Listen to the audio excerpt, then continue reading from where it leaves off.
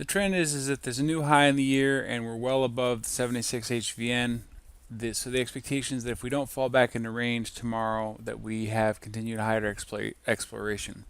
We're still in a larger structure. We're on the very edge of a multi-day balance. Tomorrow is a great opportunity for a pullback before we leg higher.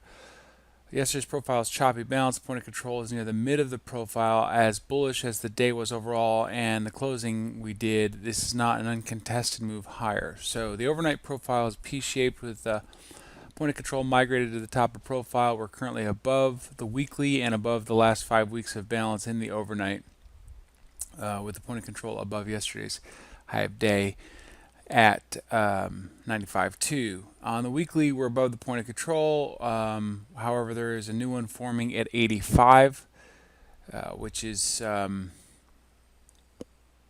I think will be a significant number for us in terms of moving on.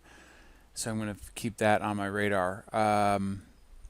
Let's see. If the PLC shifts and we don't get above that, then I expect a test of 66. So if we shift up to 85, then I expect us to fall back. That's what I'm saying.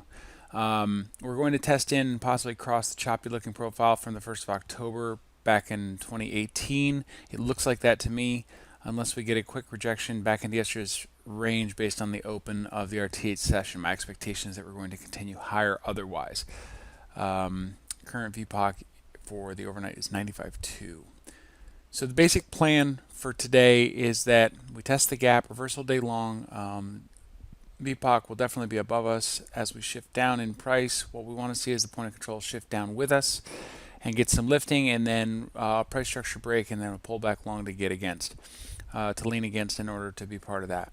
Normal day long would be gap and go, so we're looking at previous intraday structures to find a trade location. Reversal day short, most likely a balanced scenario. What that would mean is that we tested higher, rather like a gap and go scenario, but then that failed. We back through the open, and then that's most likely a balanced scenario. Now, it doesn't mean that we won't break out higher or lower. We probably will, but for maybe the first 20, 30, 45 minutes, maybe a little bit longer, maybe through the IB, will balance. So we're going to monitor point of control location and impulses carefully to see if we can figure out who's actually going to be in control of that and be on that side. We're also on the high side of balance, so an impulse short is easily possible, as is a return volley back long. If we impulse short, the main target would be 85, which is the HVN for the weekly that we're above, but also yesterday's point of control and a balance profile. So we'd want to be looking at that. Normal day short, get below the developing point of control and the overnight point of control, and we're golden to test the overnight low at 85.2, yesterday's point of control. So that's it for today on the rut.